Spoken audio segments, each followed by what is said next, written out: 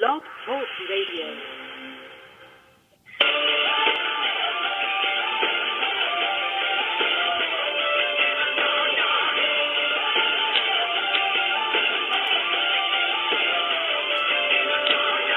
Good afternoon, everyone. Welcome to another episode of Light Sports Ramble.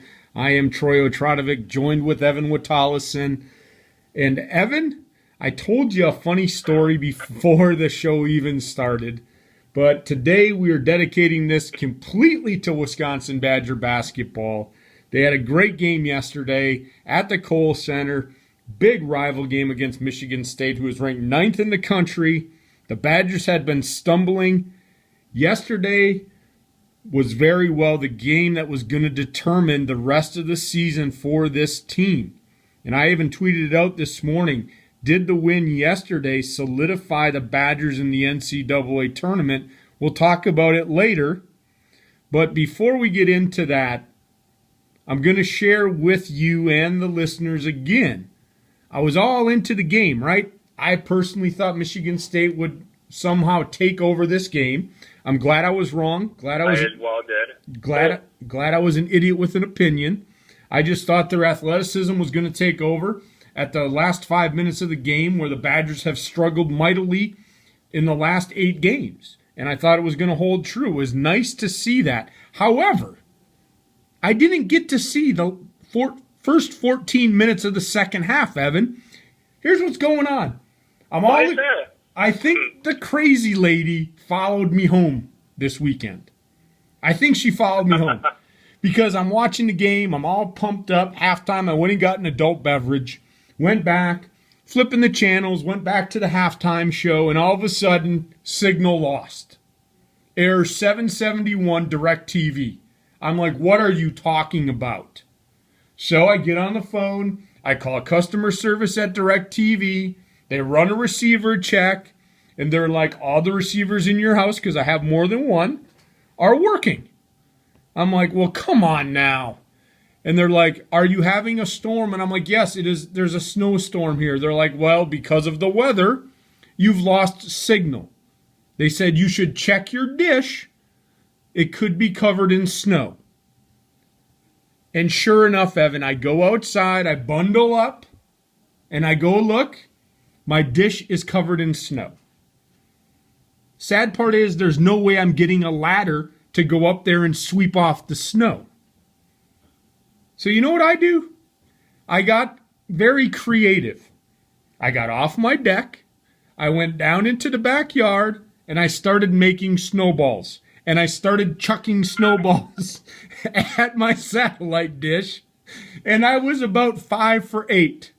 But the 5 that hit, guess what happened? It worked. Problem is, I got back. That's good as it worked.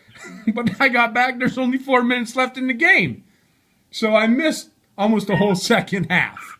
But I thought I'd share that story because I thought it was pretty funny. But that darn crazy lady is following me now. I wonder if I can give her a restraining order because she's driving my life crazy. Maybe. But back to what we're here for. It's Monday. We're going to recap the game. You were at the game, and so take me through the game. It was a great game. It was great. A lot of good things happened. So take me through the game, bud. Yeah, it was a very exciting game to watch. Very exciting finish, as everyone knows. Wisconsin, early on in the game, it looked like it was going to be same old. Early on, Frank Kaminsky couldn't cover Adrian Payne, Michigan State's leading scorer on the day. I think he had like 24 points, 25 points, something like that. Kaminsky couldn't guard him if his life depended on it, so Kaminsky was being eaten alive. So Bo Ryan did a very quick sub to put true freshman Nigel Hayes in there. He's a little bit quicker than Kaminsky and better in the post. But it looked like Michigan State was going to play Michigan State basketball and eventually wear out Wisconsin. And it looked like the defense was going to struggle.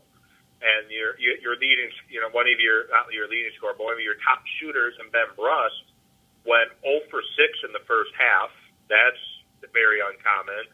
But the Badgers went on an 11-0 run, which has spanned the last 6 minutes and 32 seconds of the first half.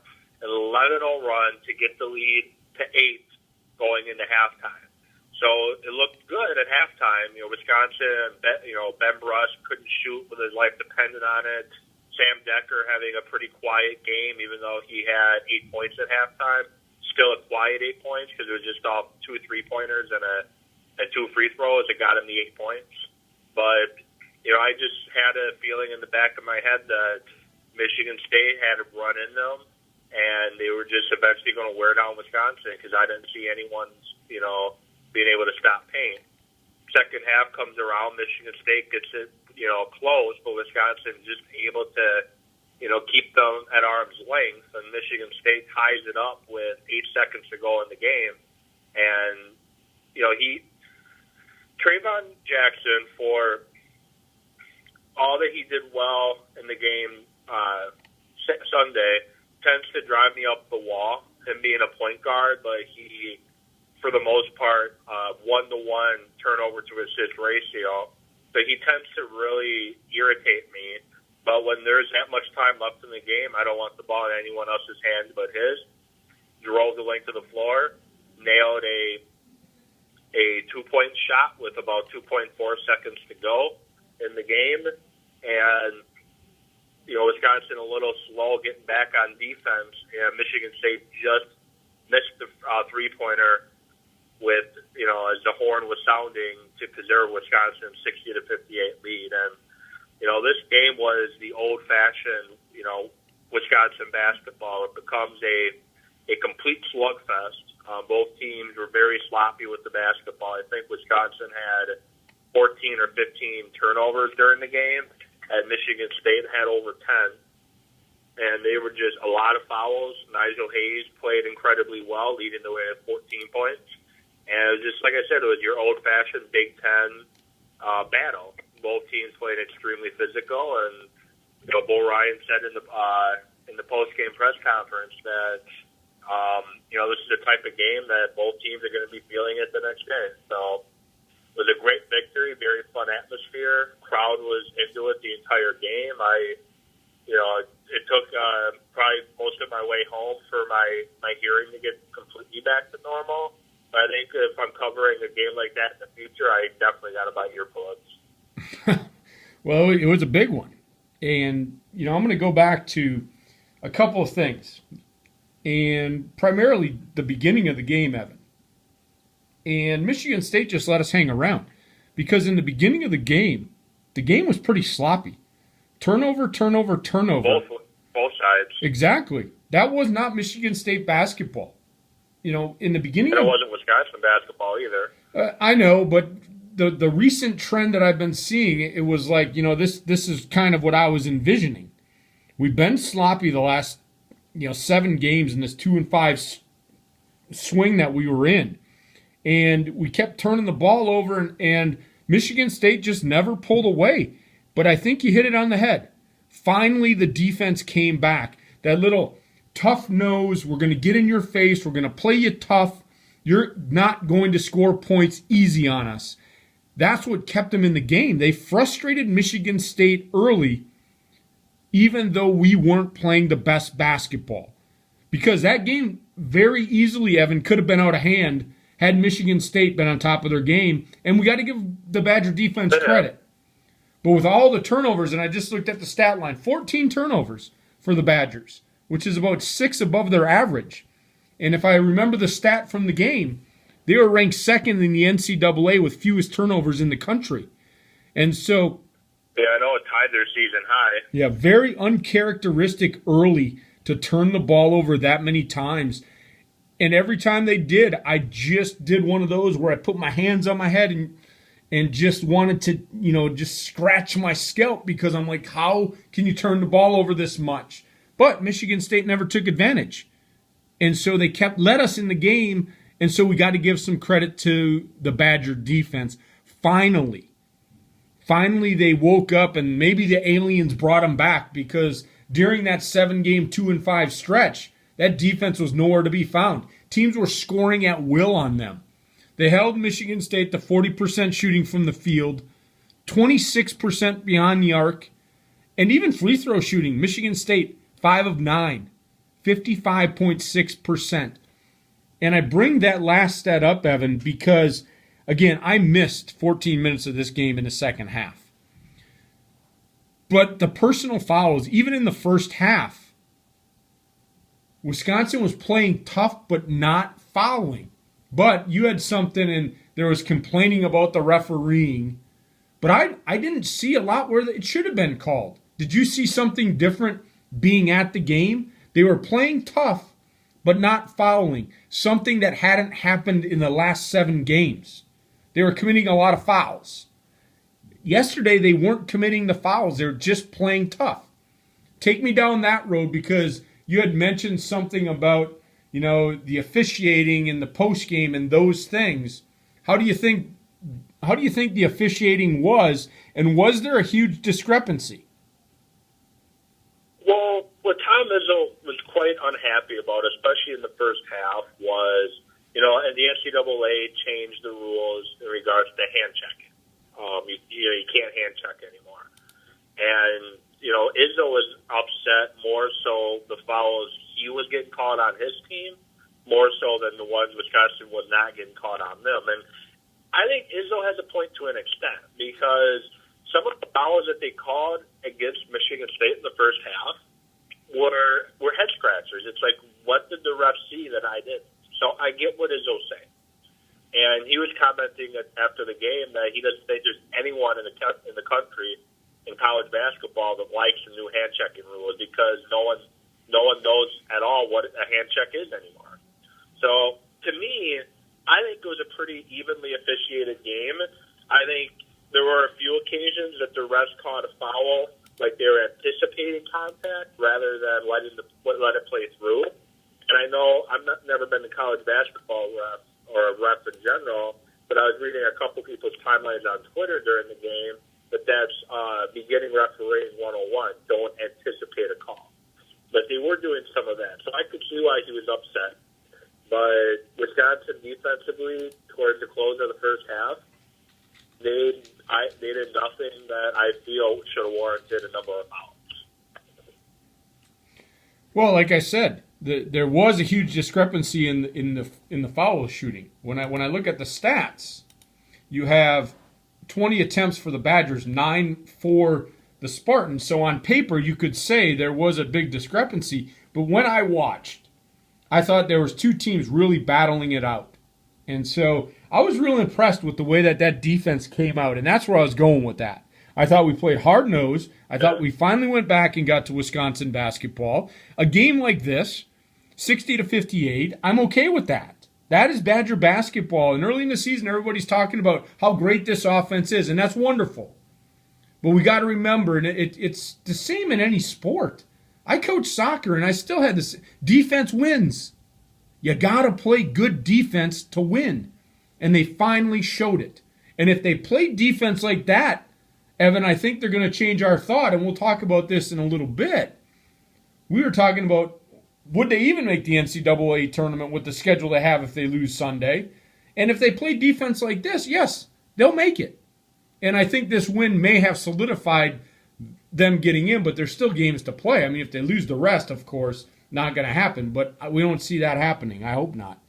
But the other thing I want to get to in this game was the struggles that Brust had.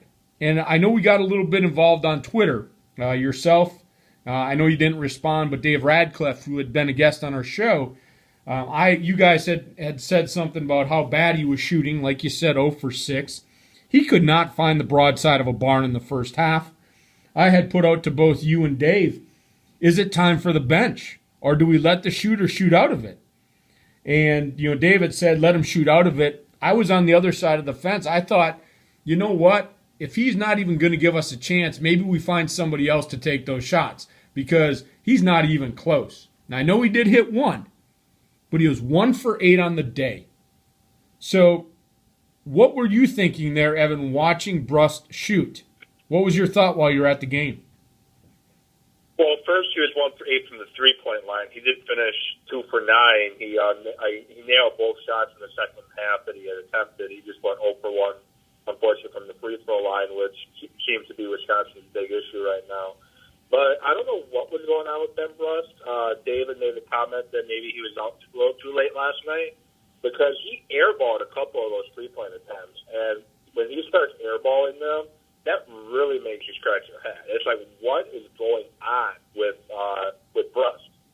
But I agree with Dave on that one, that you just have to let him try to shoot out of it because he's your best shooter. Yeah, you got Sam Decker, you got Nigel Hayes, who is just an incredible player. 12 free throw attempts in the game by him alone, made 8 of them, and then gave 14 points. But you need Brust to be able to nail those threes. And, last year, yesterday, it was a year ago, that he nailed that three-pointer against Michigan State at home to give Wisconsin a win at the end. It was, I think it was just past the half-court line. He just threw it up and it went in. Those are the type of shots Brust can make. You want him shooting. And if you bench him or take him out of the game and not allow him to be him, then you start struggling. But one comment that Bo Ryan made in the press conference, and he also made about Blake Kaminsky as well, who had been struggling as of late. The three-pointer that Brust made, which was a huge three-pointer, and the one that Kaminsky made, which was huge, they were both designed plays to them. So it kind of shows you that even though Brust was struggling with his shot, Bo Ryan was not giving up on him. Bo Ryan wanted him to shoot out of it as well. But I'm glad he let him shoot out of it. I'm glad Bo Ryan kept having faith in him to shoot up those threes because I'd rather him work on getting out of the funk yesterday so he's back and ready to go and they play Minnesota and down the home stretch. So I was fine with it. Well, I'm usually okay with it too, Evan.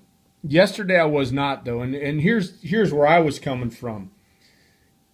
When shooters miss, I've seen games where he struggled before too, but at least it seemed like they were on target. And you had mentioned this. A couple air balls, and there was another one that just died on the front of the rim. And that's where my frustration came from. He wasn't even close. And so that's where my frustration came in. I didn't have a problem with him going in there. I mean, it looked like his shots were limited in the second half, and maybe that was by his own recognition that he wasn't on. But like you said, there was plays designed for him.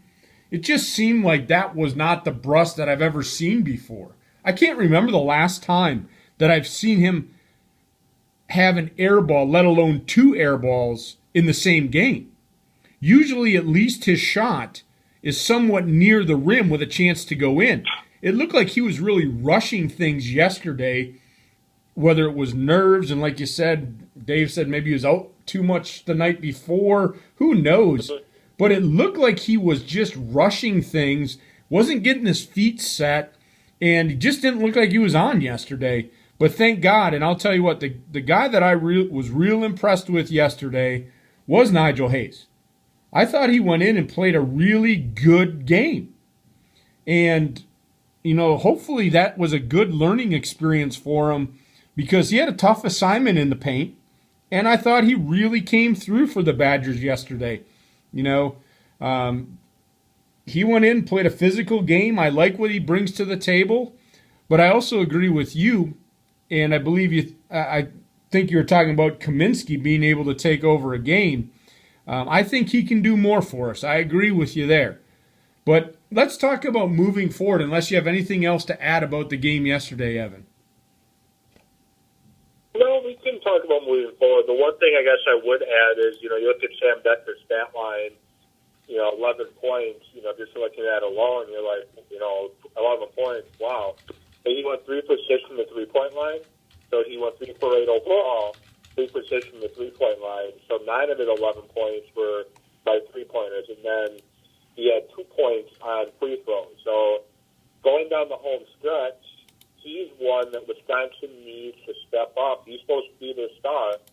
They need him to play like the star that we anticipate him being. Wisconsin, they were very fortunate that Gary Harris, player for Michigan State, one of their top players, he went 3 for 20 on the game, 4 for 7 from three-point line, scored 6 points total.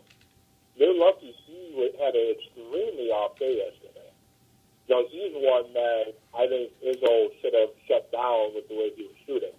But going forward, they need Decker to take over a game like we know Sam Decker can take over. And they need Ben Brush to get hot from the three-point line again and nail those big threes. And Nigel Hayes, they need to give him more minutes somehow. I don't know how, but they have to give him more minutes. He played 27 minutes yesterday. I think they got it. Kaminsky only played 22. I think they got to find a way to get him, kind of keep it that same way with Nigel Hayes playing 27 and Kaminsky playing 22. But going forward, got to get Hayes more playing time. Decker has to get going, and Ben Brush needs to find his shot in a hurry. Well, I agree with you. So let's throw this out there, and I'd love to get your opinion, and maybe we can get somebody even closer to Badger basketball, maybe to chime in as we go down the season.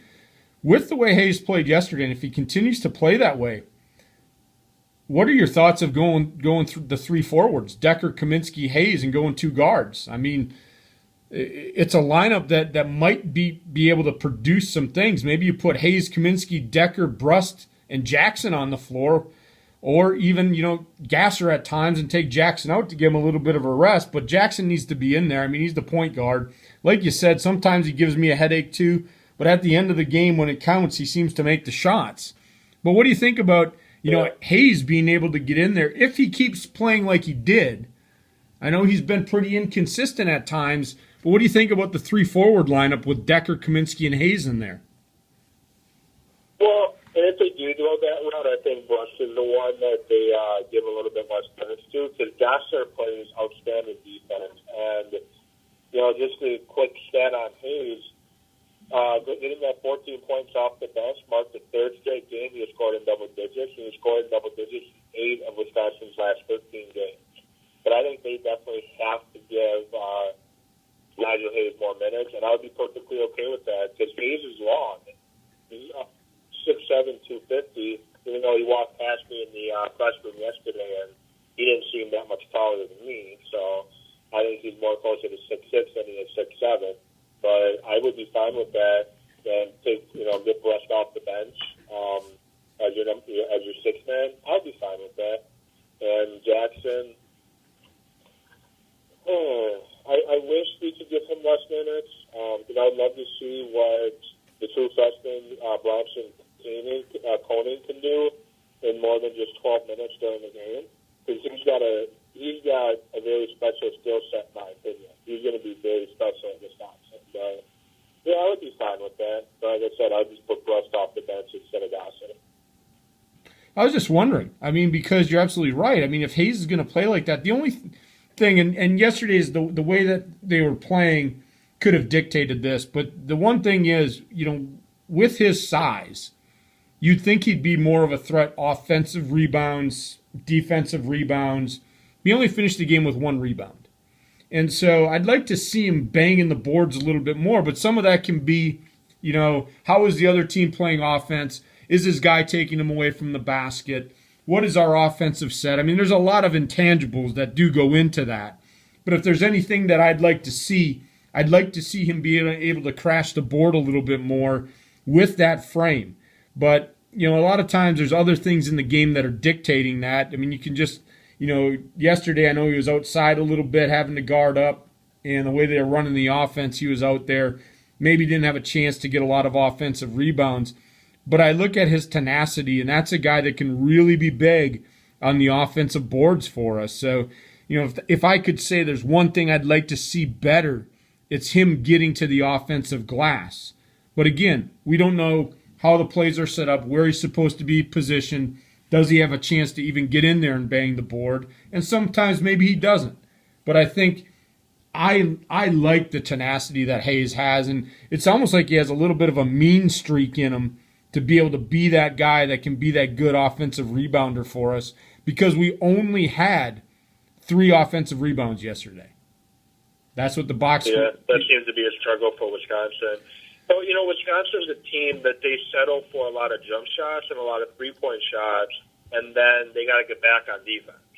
So Wisconsin's a team you're not going to see get a lot of offensive rebounds. It'd be nice to get more than 3, but you're not going to see them get a lot of offensive rebounds, just the way Bo Ryan plays. Yeah, I understand. He moves the ball around in that swing offense, find the best shot possible, shoot it up, and get back on defense. Now if only they could have used that philosophy after Jackson shot, but that's just the way Bo Ryan plays, and like I said, you're never going to see a ton of offensive rebounds from a Bo Ryan team. No, but like you said, I'd like to see more than 3 because I think there are some opportunities there. Yeah. And again, I agree completely. Like I said, sometimes it's the way that it's set up that we're not going to have the opportunity. But I think with a guy of Hayes' ability, you got to try to work it in there somewhere where he has a chance because I think he can get some offensive rebounds. But again, just the idiot with the opinion. That's my take on that. So let's look forward now, Evan. I know you and I were talking last week when we were setting this show up. And I even put the question out, did the win yesterday, and I'll pose the question to you, did the win yesterday solidify the Badgers getting to the big dance? I think it did. It's funny as I made the comment after the Minnesota loss, after they just got completely hammered by Minnesota, that I didn't even think, looking ahead at their schedule, I didn't even think they would make the NCAA tournament with Michigan State on the schedule, Ohio State, and they still got Michigan on the road. They got Iowa on the road. They have Purdue at home. They have Indiana at home. They have Minnesota at home yet. So I'm looking at that schedule and looking at how Wisconsin's been losing, and I'm like, I don't even think they're going to make the tournament at this point. And it's funny, and I applaud the fan, for doing that. There's been one fan in particular after every Badger win. Now, he's quiet after a loss, but after every Badger win, he's got to tweet at me, still think Wisconsin's missing the tournament? Still think Wisconsin's missing the tournament? Still think Wisconsin's missing the tournament? So he's got to do that after every win. But I think yesterday did submit their berth in the NCAA tournament. Now is a matter of trying to help with seeding. So they got Minnesota next at home. Then they go to Iowa, which Iowa should have beat Wisconsin the first time at the Kohl Center, but their coach had an epic meltdown and had to be restrained. And he actually even took a swing at it looked like he took a swing at one of the officials. So he got a double technical, and that basically changed the game in Wisconsin's favor, that double technical on the coach. But Iowa's going to be a tough matchup. Michigan is going to be a tough matchup. So the games with Minnesota, with Iowa, with Michigan, with Indiana, that's going to set the table for the seeding then they're going to have in the NCAA tournament. Because we all know the Big Ten tournament, in regards to seeding, doesn't really matter. It only matters to those teams that are on the bubble. We've seen it many times that Wisconsin gets to the Big Ten championship game or they win the Big Ten championship game, and they still get like a 6 seed. So now it's a matter of what seed is Wisconsin going to get. And the last I've heard, they have them as high as 4 and as low as 6 right now. All right, and you know what? I can't disagree with a 6 seed right now, the way they're playing. But the next 4 games are pivotal. Like you said, Minnesota at home, at Michigan, at Iowa, Indiana at home. 90 seconds. Depending on how they do in those 4 games, our tune at the end of February could be a lot different than it is now. I think they're in a 5 or 6 seed range right now, Evan. That's where I'm okay with that. I wouldn't even, if it came out and the Badgers were a 7 seed, I probably wouldn't even get upset about that, the way they've played over the last month. But this win could propel them to a new confidence level to allow them to build on that seed. And so, depending on what they do, there's a lot at stake. But I'm with you. That was win number 19. I think it did solidify their berth in the big dance. It's just a matter of where they're going to be seated now and how are they going to play down the stretch. Because these next 7 games plus the Big Ten tournament, that is probably most likely what that selection committee is going to look at when it comes to seeding. So, with that said, Bud, we got about 30 seconds left. I'll let you wrap it up. Make sure you give us a listen tomorrow. We have Alicia Kramer joining us again tomorrow to talk her dad in the NFL Hall of Fame. And Friday we're talking Milwaukee Brewer baseball, previewing 10 seconds. Wednesday is our Twitter talk. So, give us a listen, and thank you for those that are giving us a listen and retweeting all of our links. And with that said, everyone, we'll see you at the next red light. Have a great night. We'll get at you tomorrow.